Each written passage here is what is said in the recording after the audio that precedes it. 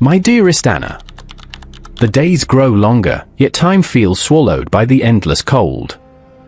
I write by the dim light of a lantern, the wind howling through the cracks of our dugout, carrying the distant thunder of artillery. I do not know if these words will reach you, or if they will linger in the post office like echoes of men long gone. But I must write.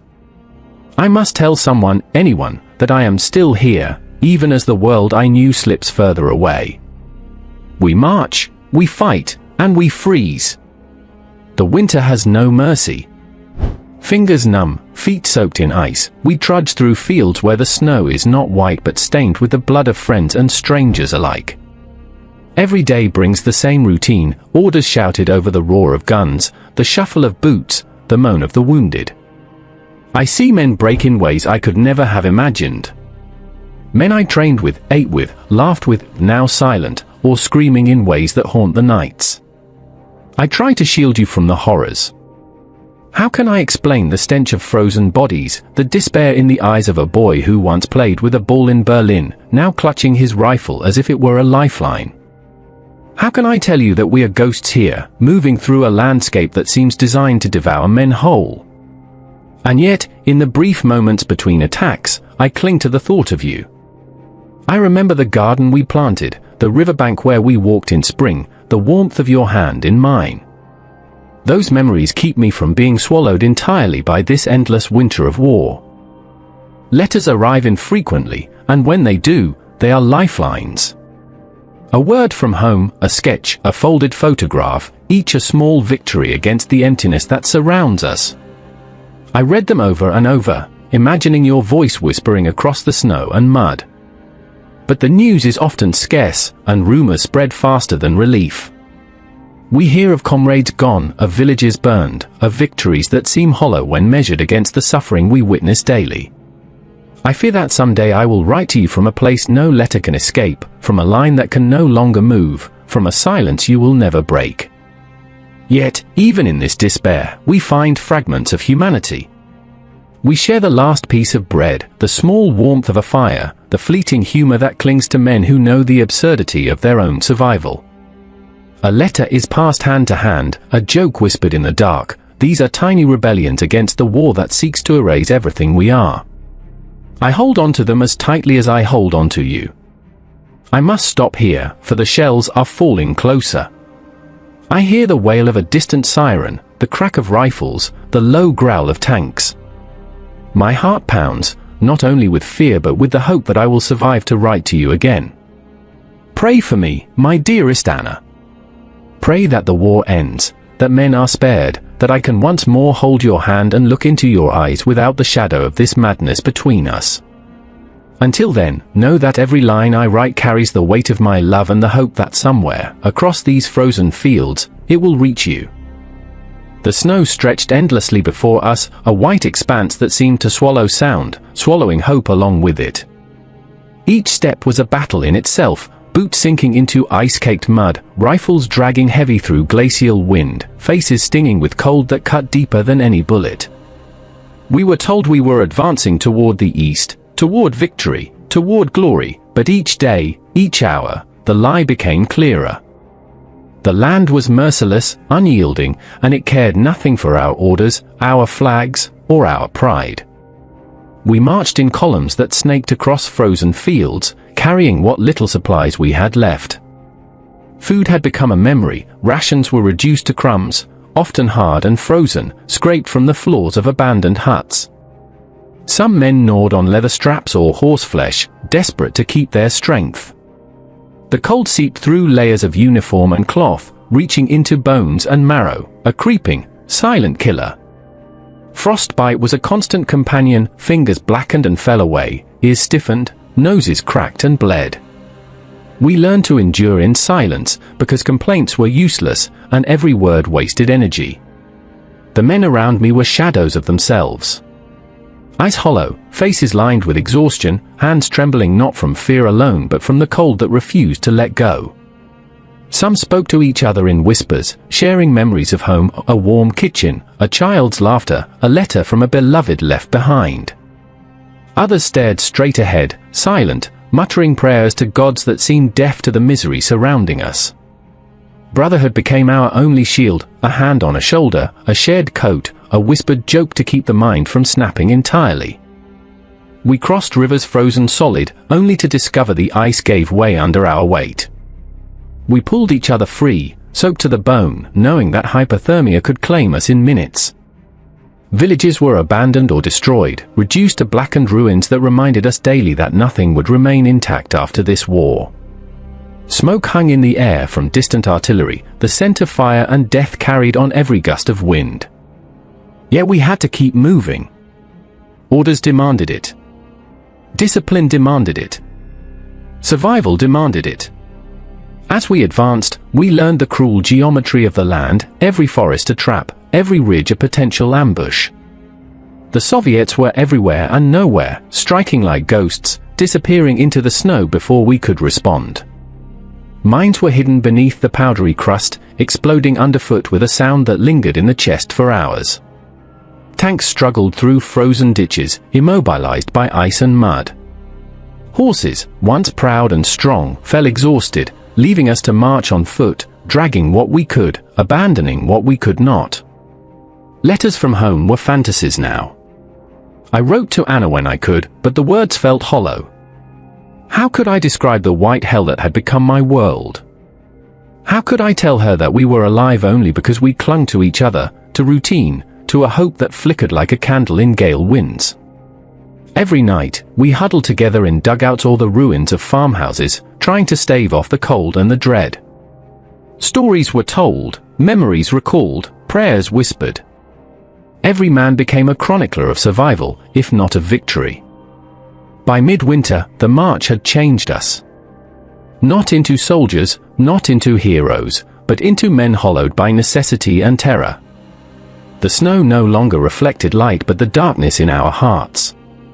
The east offered no solace, no glory, only the relentless march of frozen death.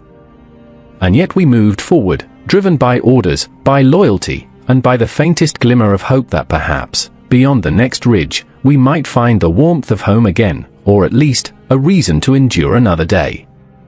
The trenches stretched like wounds across the frozen landscape, a maze of mud, wood, and desperation. Every day was the same, yet every day felt like a new trial. We lived with fear as our constant companion, not the abstract fear of the enemy alone, but the fear of shells that fell without warning, of bullets that tore through the air with a whistling scream, of frostbite that crept into our fingers and toes while we slept sitting upright, half buried in mud. The ground itself seemed alive with menace, turning underfoot, swallowing boots, and soaking clothes with icy water.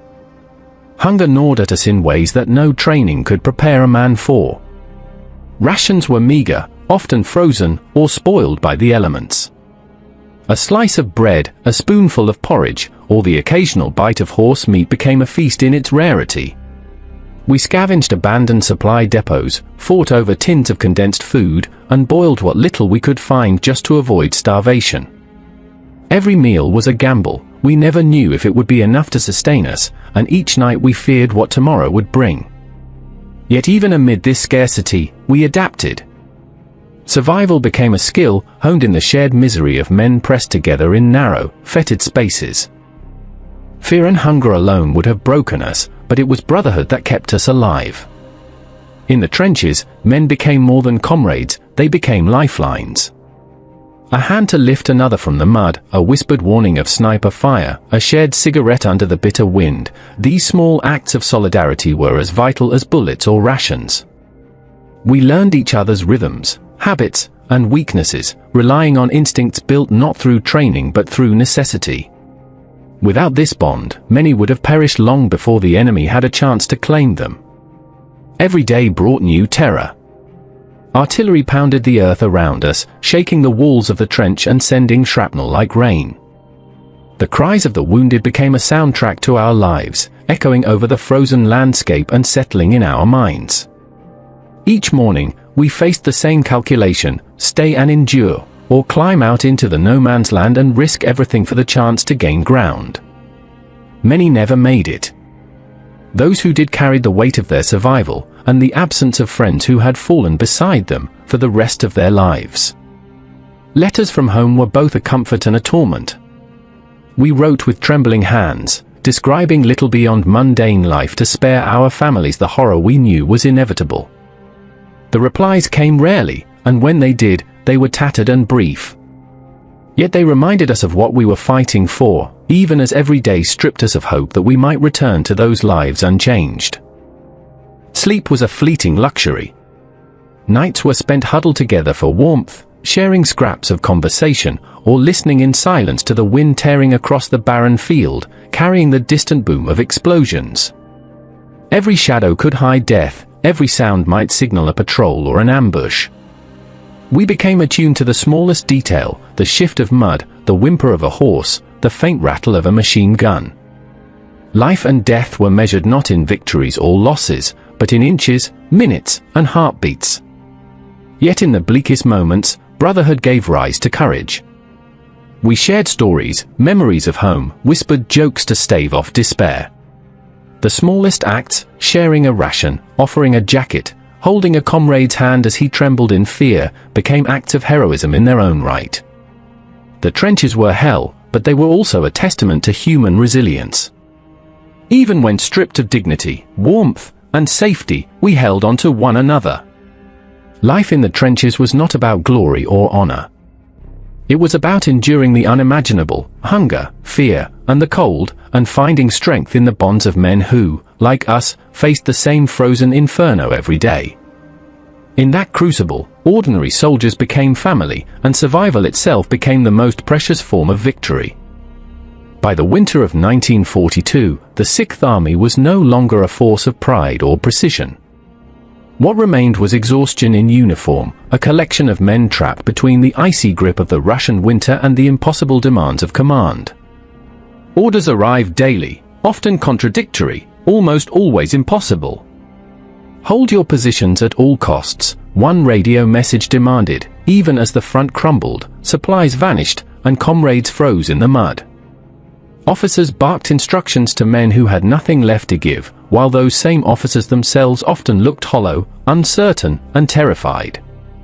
Faith in the chain of command began to erode, not through rebellion, but through the sheer absurdity of what was being demanded. Soldiers wrote it in their diaries: we march, we dig, we fight, we die, and still the orders change. Today, we are to attack. Tomorrow, we are to retreat. And yet, we remain here, standing on ground that is already lost. The more they obeyed, the more the logic of the orders conflicted with the reality in front of them. Tanks without fuel, guns without ammunition, and men without food were expected to perform miracles. Even the most loyal soldiers began to question not only the competence of their leaders, but the very purpose of their suffering. Reports from the front were grim: entire battalions immobilized by frostbite, equipment abandoned in mud, wounded left to freeze where they fell. Yet the radios crackled with urgency, demanding formations, counterattacks, and defensive positions that no one could possibly maintain. Stand fast, one general ordered, and await relief. But relief was a myth. Relief units were days away, delayed by destroyed roads, artillery, and the relentless advance of the Soviets. Each hour of waiting became an hour closer to annihilation. Men began to write letters not to ask for comfort, but to explain the incomprehensible. One soldier scrawled, "If we follow these orders, we are all dead. If we refuse, we are traitors." And yet we move forward anyway. Perhaps that is what loyalty has become: obedience without reason, courage without purpose. The line between duty and futility blurred. The ideology that had once sustained them, the promises of glory, victory, or national honor, now felt hollow, replaced by hunger, fear, and the ever-present cold. Even commanders lost faith. General Paulus, now trapped and encircled, sent messages to Berlin begging for permission to withdraw, to regroup, to preserve life. His pleas were met with silence or rigid refusal. Hitler's voice echoed from afar: no retreat. The Sixth Army will stand. Men on the ground heard this as both a promise and a curse. Stand and die. Obey and perish. The orders that were meant to inspire discipline now inspired only despair. Diary entries captured this collapse vividly. We obeyed as we had been trained, but each order felt like a sentence. I cannot remember why we fight anymore. The officers shout. The enemy shoots. The snow buries the dead. And still, we march. Even young conscripts who had joined with hope or fear now understood that survival was no longer guaranteed by skill or courage, only by endurance, and endurance itself was stretched to its limit.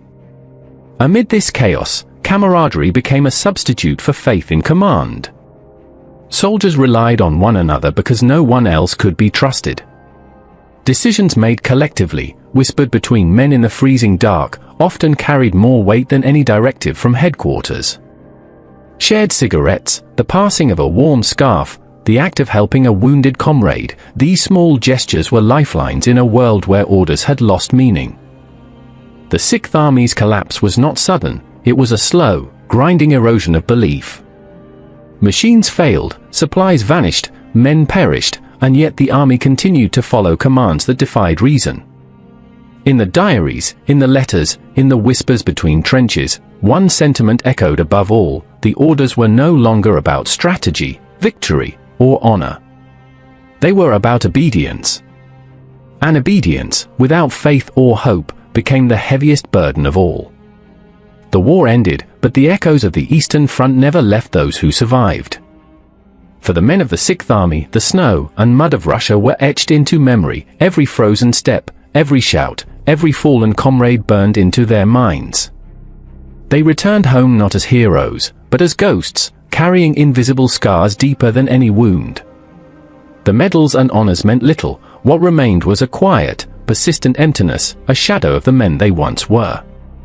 In letters, diaries, and the silence of old age, they recounted the relentless hunger, the nights spent shivering in trenches, the fear that never faded. Brotherhood had been their anchor, yet even the strongest bonds could not mend the soul after witnessing such relentless suffering. Some found solace in simple routines: a garden, a child's laughter, the act of sitting in a warm room without fear. Others were haunted, speaking rarely of the war, carrying guilt over those who did not survive, and the senseless orders they had obeyed. Memory became both a curse and a responsibility. Each survivor was a living testament to endurance, but also a reminder of the human cost of blind obedience and ambition. They understood, perhaps better than anyone, that courage alone could not shield men from the crushing weight of war.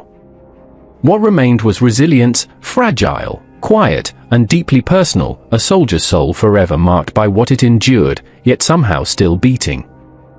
The Eastern Front claimed more than bodies, it claimed certainty, innocence, and the simple faith in a just world. And yet, in the aftermath, those who lived carried forward a message that humanity persists even in the face of unimaginable horror, and that remembrance is the only way to honor those lost.